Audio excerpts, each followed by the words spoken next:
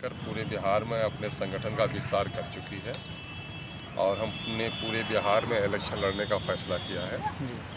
और जाहिर है कि MIM ने एक नया हौसला दिया है नौजवानों में, इसलिए हमारे दरमियान में पार्टी के में उम्मीदवारों की एक बड़ी कतार है।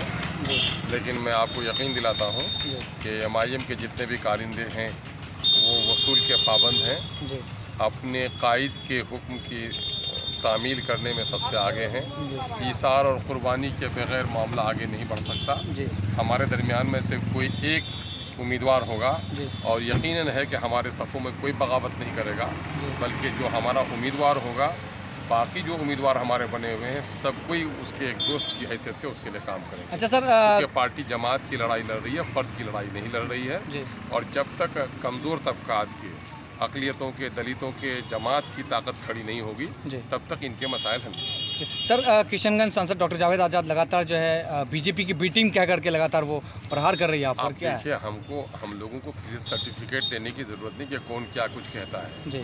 अब तो वो गुलाम नबी आज़ाद साहब जो कभी कहते थे कि बी टीम है, उनको कांग्रेस के अंदर खुद ही अब बीजेपी का आदमी कहा जा रहा है। और 5 अगस्त ने तो कांग्रेस पिछले दिनों में तो बेनकाब होती रही थी, लेकिन 5 अगस्त में जब मोदी ने राम मंदिर का निर्माण रखा तो उस दिन कांग्रेस नंगी हो चुकी थी। इसलिए कि सुप्रीम कोर्ट का जब फैसला आया तो वहाँ पर सुप्रीम कोर्ट ने अपने फैसले में लिखा कि मंदिर तोड़ा नहीं गया था, मस्जिद का तोड़ना एक मुजरिमाना अमल था, लेकिन फैसला गया राम मंदिर के हक में। तो बीजेपी के भी लोग कूद रहे थे और कांग्रेस के भी लोग नाच रहे थे। सचिन पायलट ने कहा कांग्रेस खुद चाहती है कि भव्य राम मंदिर का निर्माण हो। जब 5 अगस्त को उसकी संग बुनियाद रखी जा रही थी मंदिर की, तो दिग्विजय कह रहे थे कि संग बुनियाद की क्या जरूरत है, काम तो हम पहले ही कर चुके हैं।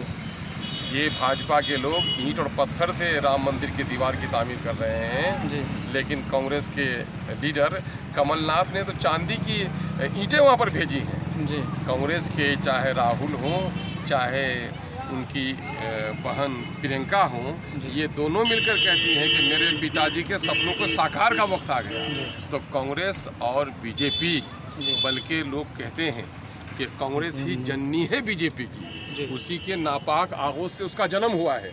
लेकिन आज पूरी दुनिया देख रही है कि कांग्रेस और बीजेपी एक ही सिक्के का दोनों पहलू है। सर, लगातार जो है आप पर कई प्रति आरोप लगाया जा रहा है कि कहा जा रहा है कि AIM भले ही कितनों अपनी लड़ाई लड़े, अभी आपकी बात चल रही थी जितेंद्र राम मांझी जी से, फिर वो अचानक सा पलटी मारकर कहीं और चले गए। सवाल ये पैदा हुआ था कि हम लोग कमज़ोर और दलित तबकात को एक साथ करने की कोशिश कर रहे हैं। अगर पलटी कोई मार जाते हैं उनका मसला है, लेकिन हम लोग, आप ये बताएं, मांझी जी बताएं कि मांझी जी इस कम्युनिटी से बिलोंग करते हैं क्या? मुसहर बिरादरी के लोगों को आज़ादी के 74 सालों के बाद भी हक और हिस्सा मिला? जिन लोगों ने हक और हिस्सा नहीं दिया है वो उन्हीं के इर्द गिर्द घूम रहे हैं। और हम लोग ये कह रहे हैं कि आपको उस बरगद के दरख्त के नीचे आप अपना हक नहीं पा सकते हैं। चलो तूफ़ानों से लड़ेंगे, सूरज की तपिश से लड़ेंगे, और यकीनन है कि जलता हुआ पौधा एक दिन सदरे सायादार बनेगा। अब ये हिम्मत और हौसले की बात है। हम लोगों ने अपनी राह अलग निकाली है। हम इक़्तिदार की लड़ाई नहीं लड़ रहे हैं, हम कुर्सी की लड़ाई नहीं लड़ रहे हैं नीतीश कुमार की तरह। ये नीतीश कुमार जी भी इसी कांग्रेसी की ज़बान बोल रहे थे 2015 में, याद होगा आप लोगों को, कि मिट जाऊंगा बीजेपी में नहीं जाऊंगा। और उस वक्त ये लोग भी, जदयू के लोग बोलते थे कि ये लोग बीजेपी के लिए काम करते हैं। और आज वो बीजेपी जदयू कहाँ है ये आप खुली आंखों से देख रहे हैं। हम लोग इंसाफ की लड़ाई लड़ रहे हैं। बिलखुसूस सीमांचल में जो हकमारी हुई है, सैलाब है, लेकिन कोई खबर पूछने वाला नहीं है। मकई की फसल आती है, कोई कीमत मिलने वाली नहीं है। रोज़ पलायन जारी है, बच्चों को स्कूल नहीं है, बीमारों को दवा नहीं है, नौजवानों को रोज़गार नहीं है।